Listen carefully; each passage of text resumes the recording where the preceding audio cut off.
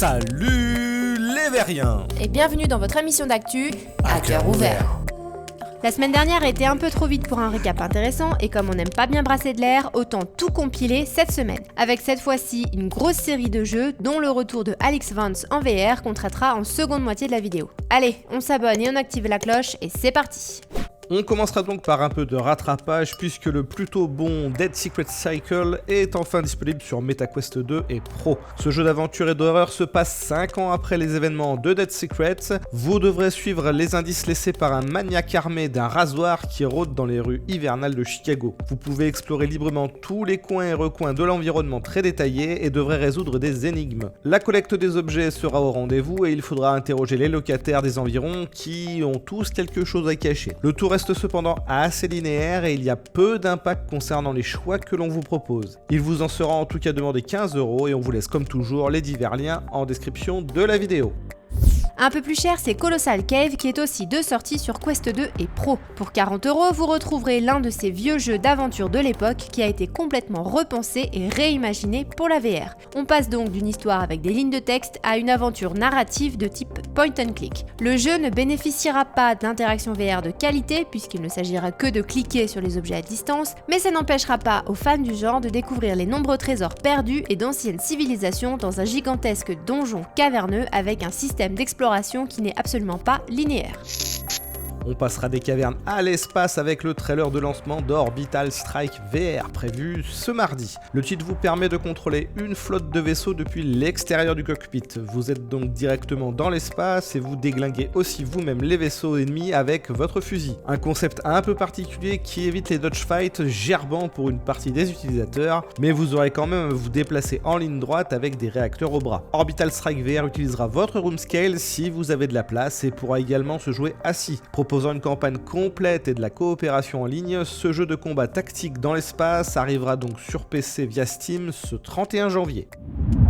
Et celui qui va enfin arriver sur PC également, c'est l'excellent Walking Dead Saints and Sinners qui devrait arriver en simultané avec la version du PlayStation VR 2. Ce qui nous donne le 21 mars. Skydance a déclaré qu'il sera possible de transférer les données de sauvegarde entre les plateformes Meta, PC et PSVR 2, permettant aux joueurs de vivre le jeu sur différents casques à partir de là où ils se sont arrêtés. Ce qui est plutôt chouette pour les joueurs les plus fortunés. Mais attention, le jeu n'est pas cross-buy et les joueurs Quest 2 voulant finir leur aventure sur PC ou PSVR 2 devront acheter une seconde fois le jeu. Seuls les possesseurs de la version PSVR n'auront pas à repayer pour la version PlayStation VR 2.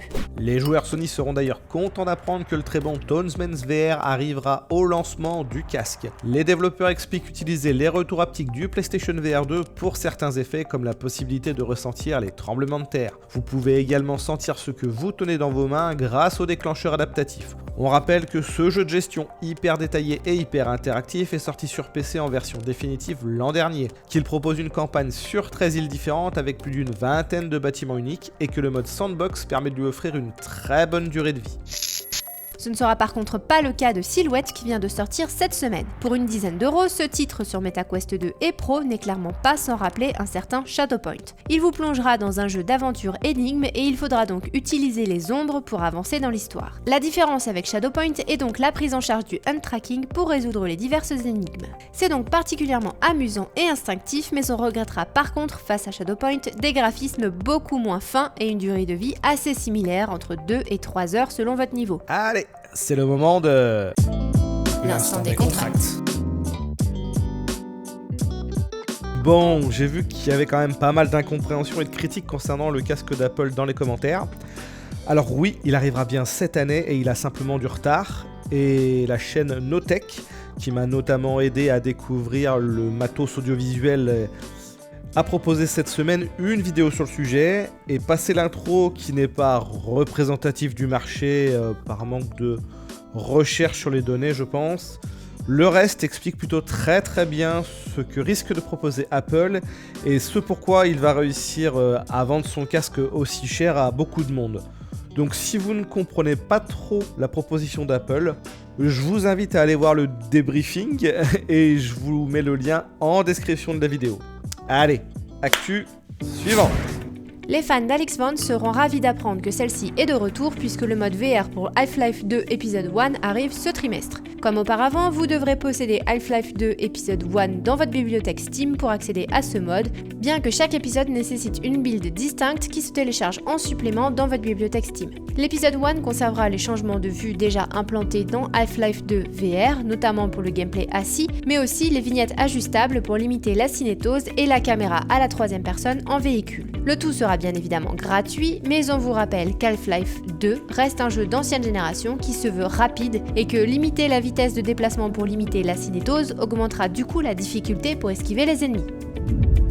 Sans cinétose et pas forcément très difficile, c'est l'excellent Not For Broadcast VR qui arrive donc avec un portage sur MetaQuest et Steam le 23 mars. Ce jeu au caractère un peu inhabituel se déroule dans une Grande-Bretagne alternative des années 1980 où un parti politique autoritaire a pris le pouvoir. Il vous propose donc de prendre le contrôle de la télévision pour vous occuper vous-même de la propagande d'État. Vous êtes chargé de veiller au bon déroulement des émissions en direct, de veiller au bon choix des angles de caméra, de la censure de certains mots et de la réparation du matériel défectueux. C'est un jeu un poil pédagogique qui n'est pas forcément si dystopique que ça, avec surtout beaucoup d'humour noir. On n'aura par contre pas de doublage français, il faudra seulement se contenter des sous-titres.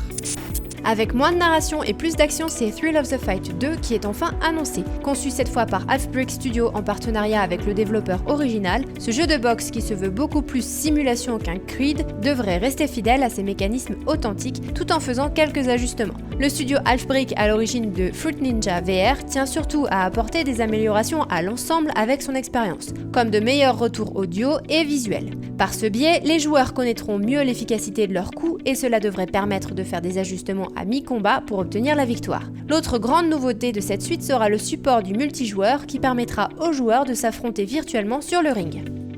Le studio confirme d'ailleurs que son Fruit Ninja 2 sortira en version définitive au printemps de cette année sur MetaQuest 2 et PC. En Early Access depuis 2021, on rappelle que cette suite a introduit le tir à l'arc en plus du jeu d'épée classique et un mode de défi multijoueur ainsi que la possibilité de se déplacer intégralement dans l'univers. Disponible pour 17€ sur Steam, il a su convaincre son public et on vous laisse le lien dans la description. On ne sait pas s'il réussira le même exploit, mais Formula Retro Racing World Tour arrivera bien en VR si vous êtes d'accord. Rappelant Daytona USA et Virtua Racing, c'est un nouveau jeu de course d'arcade avec un thème rétro qui espère étendre son support VR grâce à une campagne Kickstarter. Le titre promet de multiples modes de jeu, un mode multijoueur en écran partagé et un support VR optionnel pour PC. La campagne sera lancée le 1er février et comme le confirme un communiqué de presse, 12 000$ permettront d'ajouter un mode multijoueur en ligne et un mode VR étendu. Pour en finir avec le rattrapage, on parlera de portage, puisque vous retrouverez désormais Duck Nukem 3D sur le Quest 2 par la Team Beef. N'oubliez pas par contre qu'il faudra vous abonner à son Patreon. Mais aussi et surtout gratuitement le jeu Prêt de 2006 qui a été rendu compatible avec le Pico 4. Bon, la vidéo rame un peu, il y a encore du boulot pour optimiser tout ça. En tout cas, si ça vous intéresse, on vous laisse les divers liens dans la description de la vidéo. Allez, il est l'heure de la question. Comme chaque semaine, on retient une question dans les commentaires pour l'émission suivante et cette fois, c'est Len de la VR qui demande quel ordinateur portable il faut pour jouer en Link avec le Quest 2. Eh bien, un PC portable le plus puissant possible, puisque la VR consomme énormément de ressources. Donc on va plutôt parler d'une configuration minimale. Donc un PC portable gamer avec une 3060 Ti ou une RTX 3070 parce que c'est plutôt ça qu'il y a en ce moment. Une bonne carte en Wi-Fi 6, 16 Go de RAM et t'arriveras peut-être à te retrouver à 1400 balles.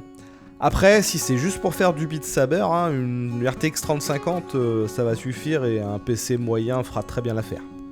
Et voilà, c'est fini pour cette semaine. On espère que ça vous a plu et on vous dit à la semaine prochaine. Ciao ciao.